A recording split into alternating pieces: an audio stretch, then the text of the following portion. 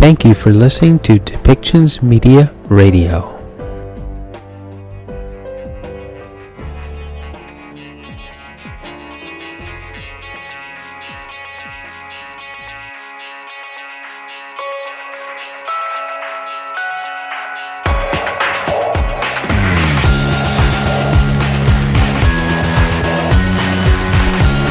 Welcome to Policy and Rights, the show about government policy and human rights.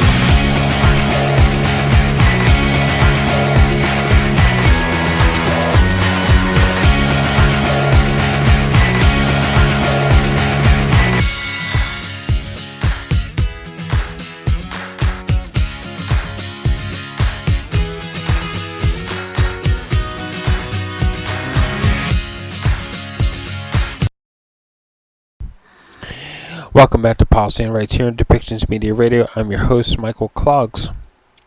And in this next segment we're about to hear is Minister Conroy introducing the new budget to legislation in British Columbia.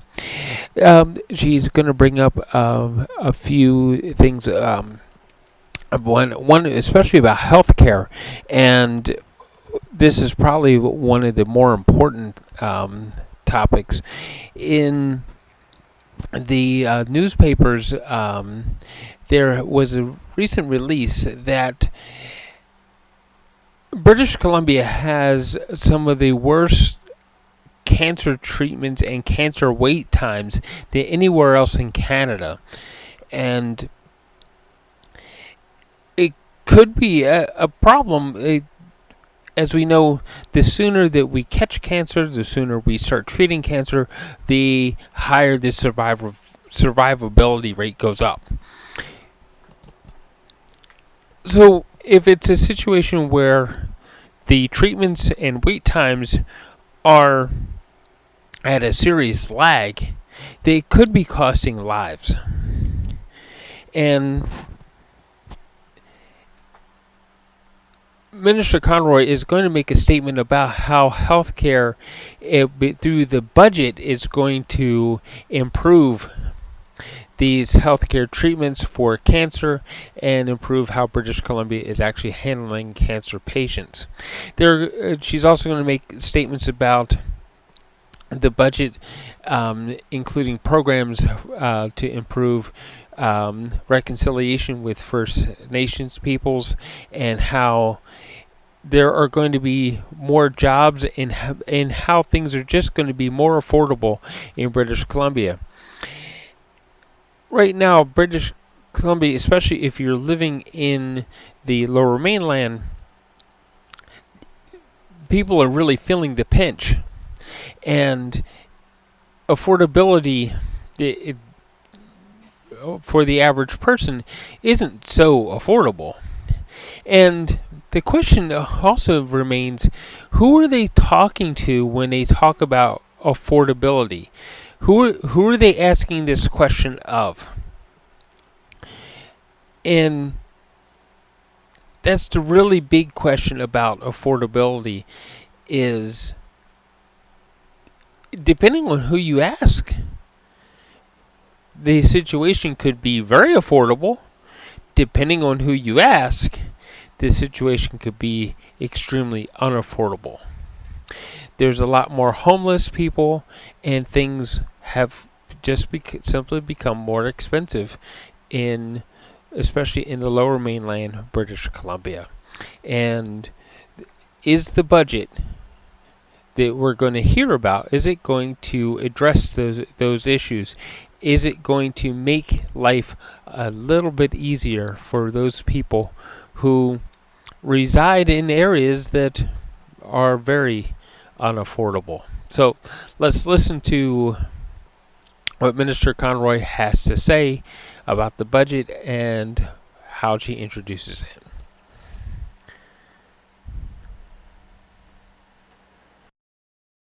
Honourable Speaker, I move that this House at its next sitting resolve itself for this session into a committee to consider the supply to be granted to His Majesty.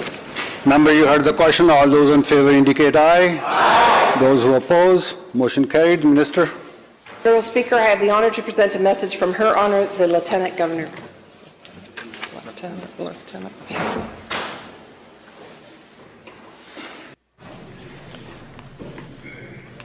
Her Honor, the Lieutenant Governor transmits herewith estimates fiscal year ending March 31st, 2024, and supplement to the estimates fiscal year ending March 31st, 2024, and recommends the same to the Legislative Assembly. Minister.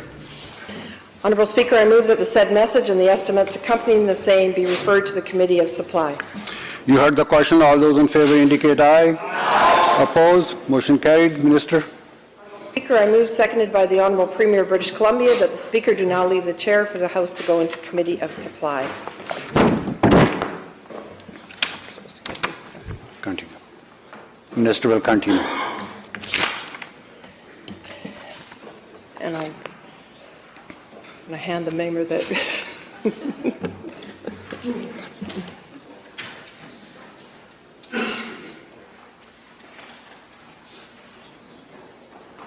Minister.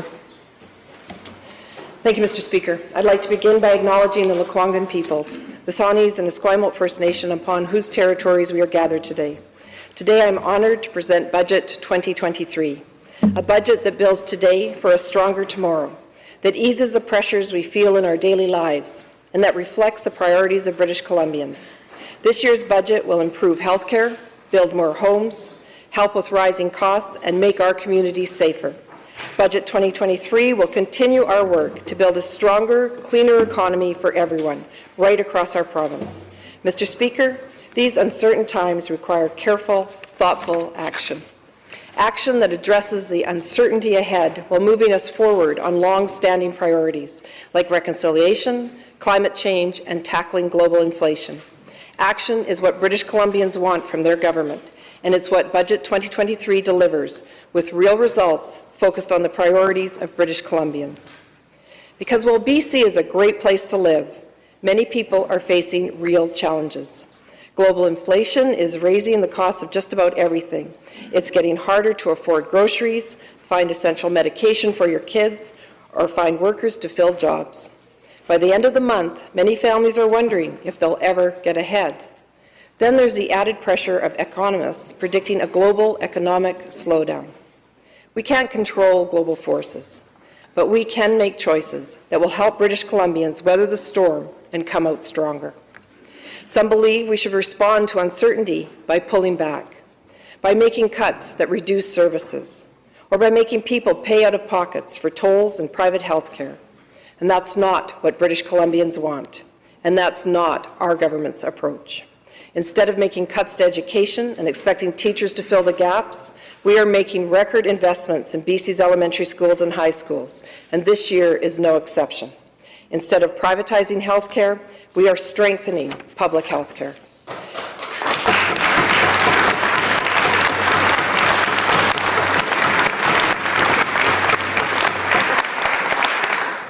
Instead of leaving parents to shoulder the cost of childcare, we are saving them hundreds of dollars or more every single month.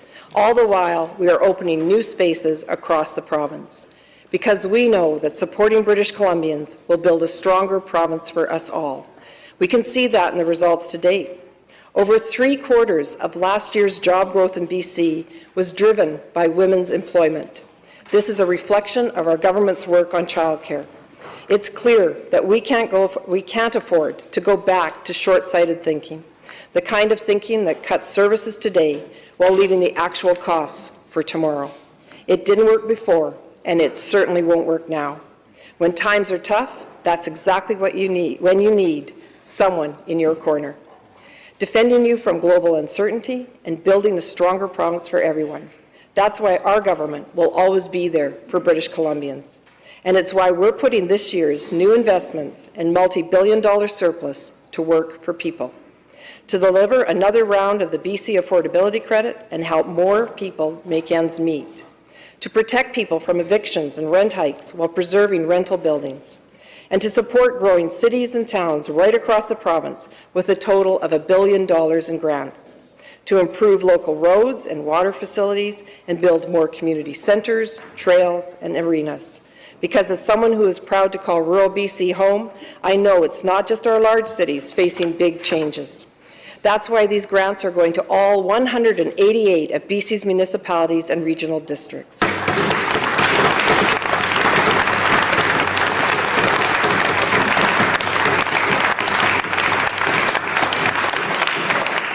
This is part of our ongoing work to support rural communities, especially those that rely on BC's forest industry and have been hit hard by the effects of pine beetle and wildfires, because we are at our strongest when everyone, rural and urban, shares in the benefits of a strong economy. In an uncertain world, you can be certain that our government has your back. Budget 2023 responds to the priorities of British Columbians. We know you want health care you can count on. You want more affordable homes built faster. You want help with everyday costs and an economy that is clean and strong. And you want a safer and healthier community. This budget delivers for you. Today, we are taking another step forward toward a brighter future for all. Mr. Speaker, people want to know that strong health care will be there when they need it. At the same time, coming out of the pandemic, healthcare workers have never been under greater stress. These challenges are not unique to BC. That's why our government and other provinces across the country have been working with Ottawa to help us deliver better health care for people. There is more work to do. The federal proposal we received earlier this month provides stable funding for the next generation. Stability is good, but the status quo is not good enough. That's why we're not waiting. Our government is taking action now to deliver better health care for more people. This year's budget builds on the work we've done with an additional $6.4 billion to strengthen and improve health care over the next 3 years.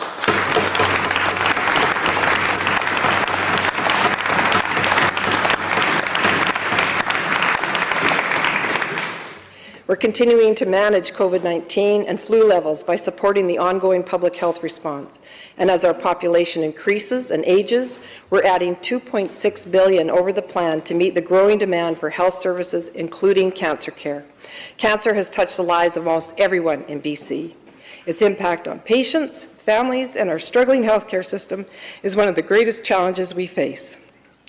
A few days ago, we shared new steps to deliver cancer care people can count on for themselves and their loved ones.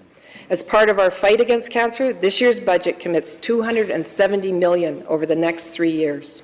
We're focused on improving access to screening, early detection, diagnosis, and treatment. Because, Mr. Speaker, nobody should be stuck waiting for a test result or urgently needed treatment. We're also increasing compensation for the doctors providing this life-saving care. It's part of our work to recruit and retain more oncologists in British Columbia. We know our healthcare system is only as strong as the people who keep it running. This year's budget delivers a new deal for family doctors and supports BC's healthcare workforce. Nearly $1 billion for our health workforce strategy will recruit, train, and retain workers. We're also adding 1,700 healthcare staff and training 3,000 more graduates.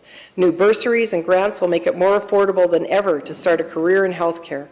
At the same time, we're adding new resources to get more internationally trained doctors, nurses, and healthcare staff working and off the sidelines. Mr. Speaker, people understand that mental health is health. That's why our government has made the largest investment in mental health and addiction services in BC's history.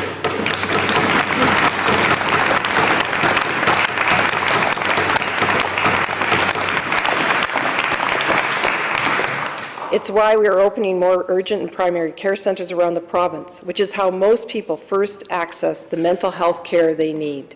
And it's why we are building complex care housing for people living with addictions, severe mental health issues, or brain injury. This year's budget will get hundreds more units built and enhance healthcare supports at existing buildings.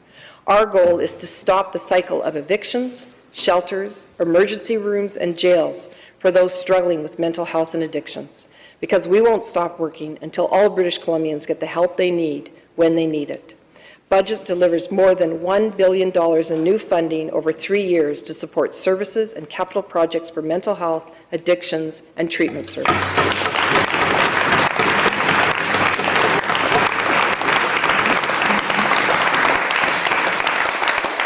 Our Focus will be on expanding supports across the spectrum of care for people struggling with addiction. We'll do this by expanding the number of treatment and recovery beds, by creating new recovery communities to support those who have gone through treatment, and by delivering wraparound services for youth and more Indigenous treatment centres.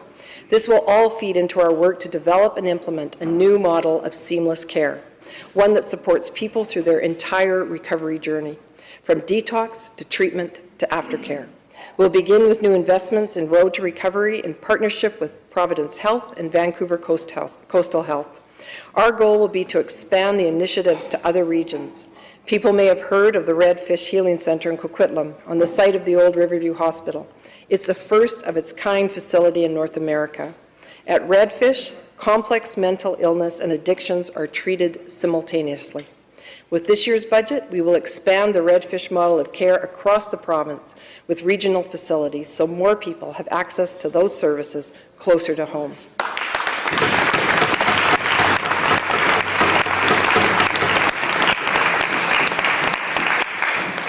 Almost 1 month ago, BC became the first province to decriminalize people who use drugs, so they feel able to come forward to family, friends, and medical professionals to seek help.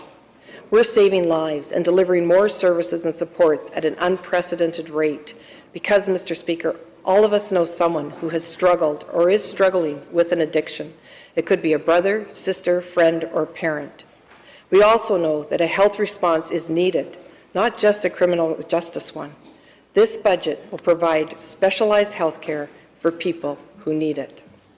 When we think of what it means to build a good life in British Columbia, an affordable home is at the top of the list. For too long, the housing market worked well for investors, speculators, and banks, but it did not work for everyday people. After 5.5 years of work by our government, we are starting to see results. 40,000 homes are built or underway. Construction of new rental housing is at record levels, 7 times what it was a decade ago. In just the past few months, we've removed unfair strata restrictions that keep rentals empty, and we're setting new housing targets with local governments to keep pace with BC's strong population growth. Still, Mr. Speaker, new pressures coming out of the pandemic have left too many people struggling to find a decent home, even if they earn a good income. That needs to change, and it will. This year's budget will invest $4.2 billion to deliver homes of all kinds for all British Columbians.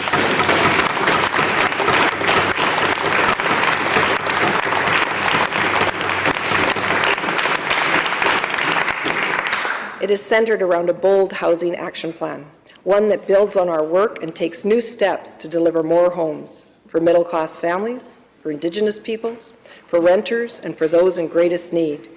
We'll clear the way for more housing with zoning changes and a faster permitting process, and we'll make major new investments to increase housing and services near public transit hubs around the province. Our plan will also help to ease pressure on local rental markets by building thousands more student housing spaces. This is on top of the nearly 8,000 student beds already open or underway.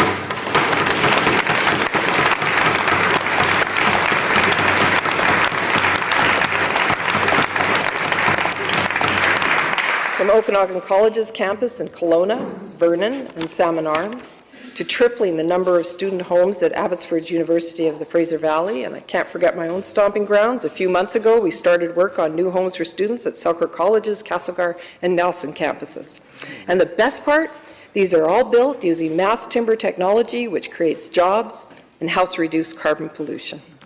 Mr. Speaker, it's clear that homelessness is no longer just a big city issue. What we see happening in communities and on streets throughout the province isn't good for anyone, least of all for people who are living on the street or in dangerous encampments. This year's budget will fund more supportive housing and strengthen existing programs which help vulnerable people keep their homes. We're adding hundreds more units of complex care housing, and we're creating new regional teams to help any community dealing with a major encampment. Mr. Speaker, whether I'm in Victoria or at home in the Kootenays, I often hear the same thing from my neighbours. People in BC are working harder than ever, but many feel like they're just getting by, not getting ahead. And if you're renting your home, as almost 1/3 of British Columbians are, every month can feel like a stretch, never mind saving up for a down payment. I hear you. Our government is working for you. Whether you're a young person looking for your first home away from home, a family wanting more space, or a senior enjoying your retirement years. While some things, like interest rates, are out of our control, we can make other things, a little better. That's why we launched a new $500 million rental protection fund to safeguard people against evictions and rent hikes while we're protecting rental buildings for many years to come. It's why we are making new investments in BC Housing to upgrade older rental buildings while adding thousands of new rental homes. And Mr. Speaker, it's why we are introducing a new renter's tax credit.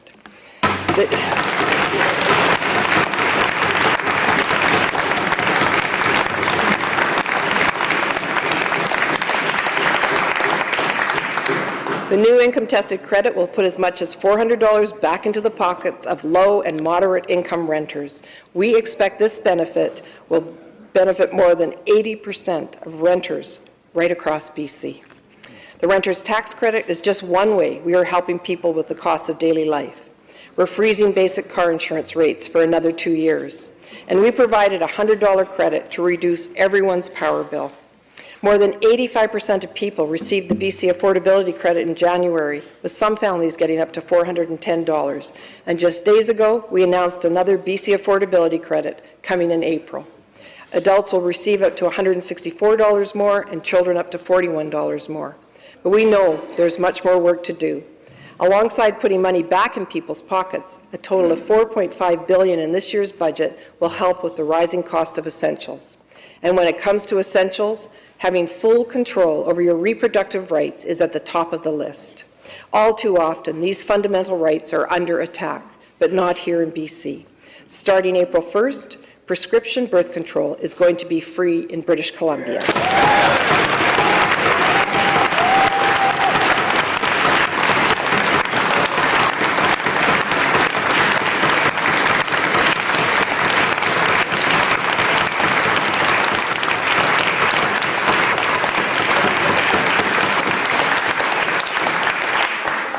We know cost varies, but it really adds up. For someone who pays $25 a month for birth control pills, that's $300 a year in savings, and as much as $10,000 in savings over their lifetime. Mr. Speaker, as a mom of 2 daughters and 5 granddaughters, I know the effect this is going to have on people's lives in our province. This is a win for health, and it's a win for gender equity in our province, and it's about time. The days of passing down these costs to women, trans, and non-binary people are coming to an end. For the families who feel like they are just getting by and never getting ahead, we're here for you. This year's budget delivers an important and permanent lift to the BC Family Benefit, a 10% increase. Now parents will receive up to $1,750 for the first child, $1,100 for the second, and $900 for the third. For a family with 2 kids, the extra $250 per year can help buy healthy food, pay bills, and extracurricular activities. On top of the 10% increase, single parents will get as much as an extra $500 a year. Because while global inflation is stretching most household budgets, it can be really tough for those already struggling to make ends meet. To tackle food insecurity, we're providing stable funding to expand local school food programs so any child who needs a meal gets one.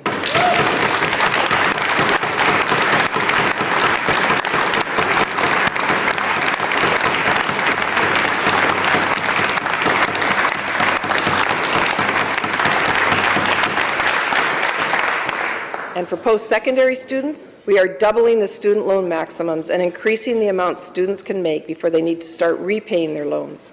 To help British Columbians relying on income and disability assistance to make ends meet, we are providing more support.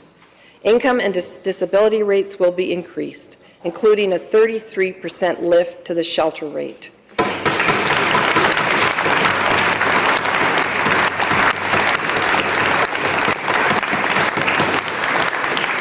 This marks the 4th increase to rates since 2017, and we expect it will benefit about 160,000 people, including 33,000 children, and help reduce homelessness. There's always more to do. That's why we're beginning engagement to update our poverty reduction strategy for March 2024. All too often, Mr. Speaker, the work of caregivers is not given the respect or compensation knew I could do this, that it deserves. This goes back to my previous life as children and families. To foster parents and those who look after some of BC's most vulnerable people, thank you. You are changing lives, and we are here to support you. Starting this year, foster families will see their rates increase by 47%.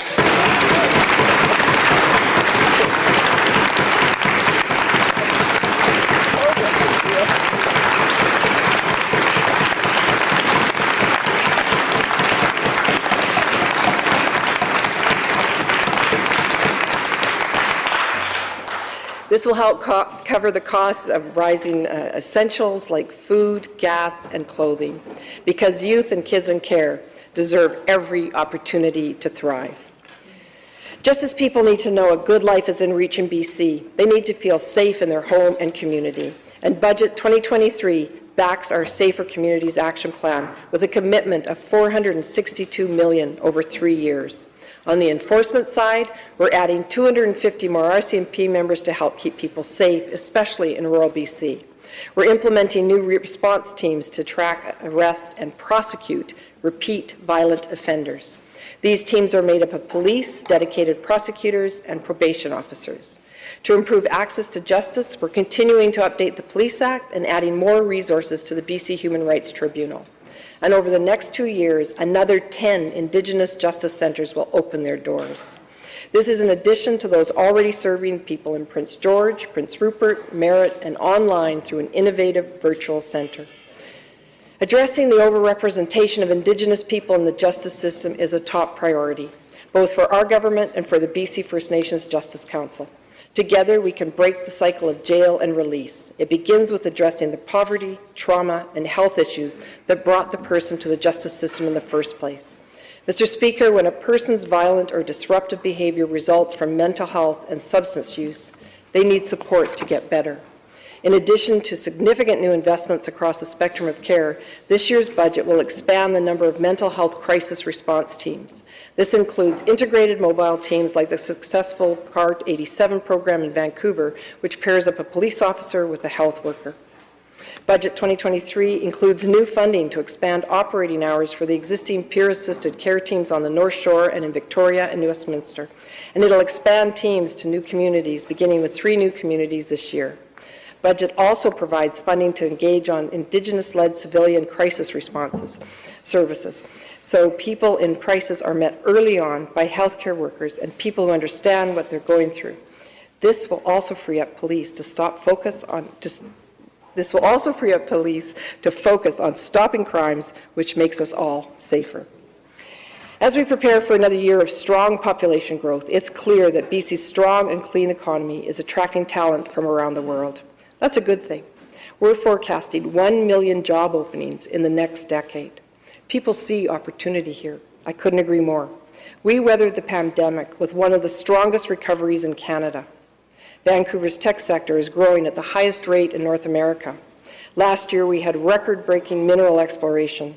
Funding for a new critical mineral strategy in this year's budget will continue to support the sector. BC is ready to deliver the essential materials needed to help transition away from fossil fuels and grow a clean economy. Materials like copper for conducting wind power, nickel for batteries in electric cars, and so much more.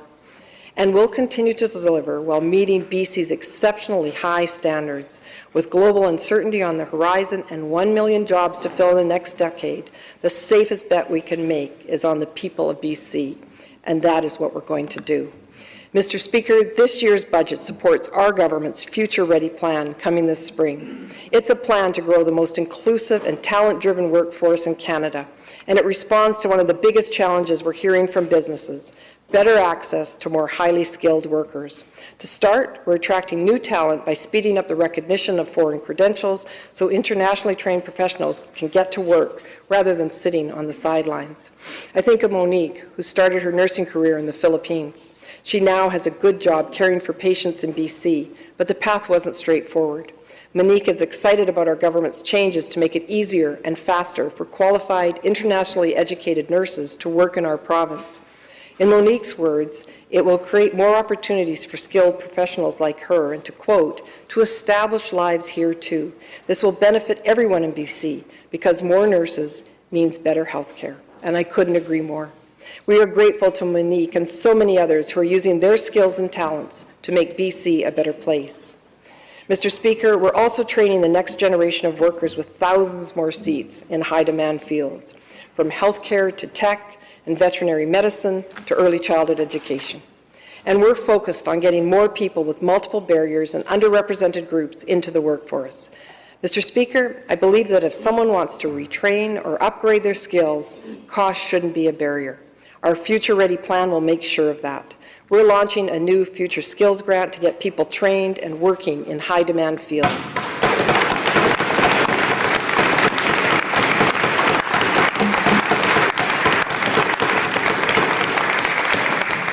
From programming and software development to trades, manufacturing, and aquaculture, the new grant will help people access the skills they need to succeed today and in the years to come. At the same time, Mr. Speaker, we recognize businesses have faced their share of difficulties, whether it's uncertainty brought on by COVID-19, global inflation, or a growing labor shortage. These are major and ongoing challenges, and responding to these needs is a key part of our Future Ready plan. We'll provide new funding to help small and medium-sized businesses implement solutions to today's labor market challenges and prepare for a changing economy. Because businesses aren't just going to weather today's storm, they're going to come out of it stronger, backed by the diversity, skills, and unique strengths from people right across the province. Mr. Speaker, when we think of tomorrow's economy, sustainability and innovation are top of mind. In a world shaped by climate change, not only is this a necessity, it's a competitive advantage, and BC is more than ready to deliver. This year's budget includes more than $1 billion over the next 3 years to fight climate change by building more climate-resilient communities. Communities that will stand strong in any emergency, whether it be wildfires, heat waves, or atmospheric rivers. New investments this year will increase BC's emergency management capacity and help buy more firefighting equipment. Mr. Speaker, we must prepare for a changing climate, but we must also do our part to fight climate change, because the cost of doing nothing, or not enough, is too high for people and our environment. And we will, guided by our government's Clean BC Roadmap to 2030. It's a continent-leading plan to reduce emissions while creating family-supporting jobs and strong communities. Budget 2023 builds on our Clean BC commitments with new targeted investments in active transportation networks across the province. Additionally, the popular Clean BC Go Electric program will continue, as will pilot projects for heavy-duty electric vehicles so transportation-based industries can shift away from fossil fuels. BC has always been a leader in climate change and will continue to be in the years ahead, because fighting climate change will take all of us working together. Our Clean BC plan is a key part of Canada's plan, which is part of a global solution to reduce emissions. But ordinary British Columbians, who are already struggling with rising costs, can't bear the cost burden alone. That's why we eliminated the largest subsidy to big oil and gas companies and put the money back to work for people. And that's why, as the price on pollution rises, so too will the Climate Action Tax Credit. Budget 2023 will deliver more money to more households through an enhanced Climate Action Tax Credit. Where a family of 4 would have received a total of $500 last year, that same family will receive almost $900 starting in July.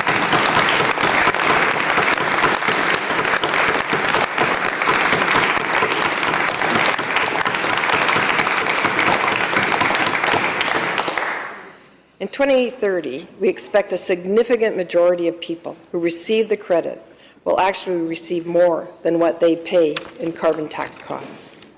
Mr. Speaker, people here understand that our natural landscape is a source of incredible beauty. It's also a wealth of economic opportunity when done sustainably and responsibly. And it's where we see the results of a new approach to reconciliation with Indigenous peoples. Whether it's new agreements with Blueberry River First Nations and other Treaty 8 nations that find a new balance of environmental restoration and resource development, or it's the first consent-based decision-making agreement under the Declaration Act with the Tahltan, because we know what doesn't work. Endless court battles, short-term transactional relationships, litigation instead of negotiation and collaboration. The future lies in rights-based partnership approach to decisions respecting land, water, and resource stewardship. That is where we are focusing our work. To advance our work on old growth and forest stewardship, we are tripling the number of forest landscape planning tables, including 8 new planning tables. This will provide greater opportunity for First Nations, local communities, workers, and industry to come together and plan for the future of land management. We're also ramping up our investments to support innovation in the forest industry. Just a few weeks ago, we doubled the BC Manufacturing Jobs Fund to $180 million and opened it up to projects from around the province. This will help mills move away from old growth logs and towards higher value-added wood projects like mass timber. Mr. Speaker, when natural resource projects meet our high standards, we want shovels in the ground quickly, and delays are just unnecessary barriers to growth.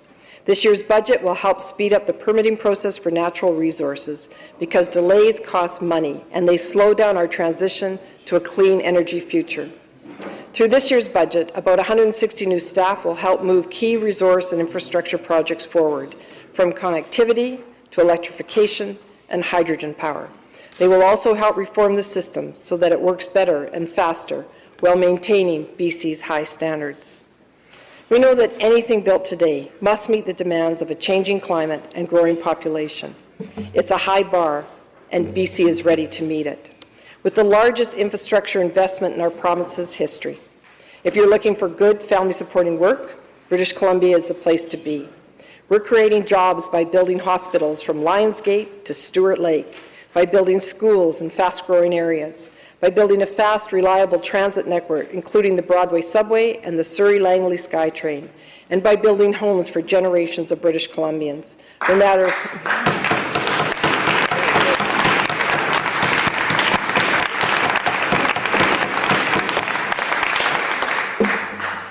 matter where you live, be it rural or urban, there will be opportunities for you and your family.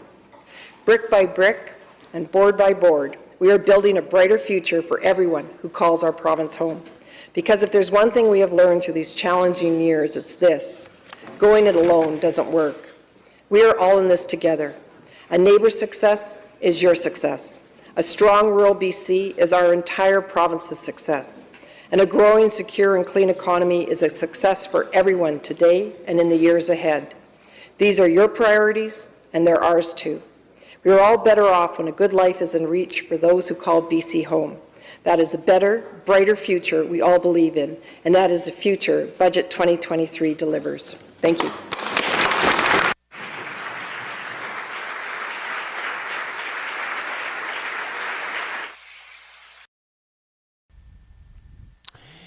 Thank you for listening to Policy and Rights here on Depictions Media Radio. I'm your host, Michael Clogs. We ask at this time that you do find the subscribe button wherever it may be on your screen so that you can get continued updates from us here at Depictions Media Radio.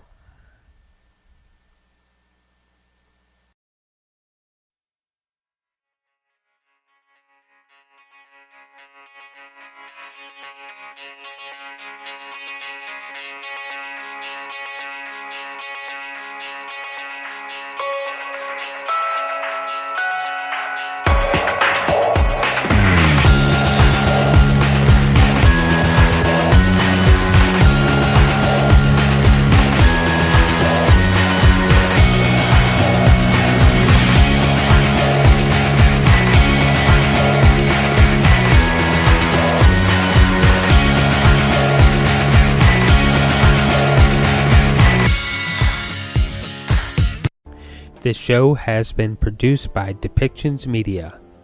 Please contact us at depictions.media for more information.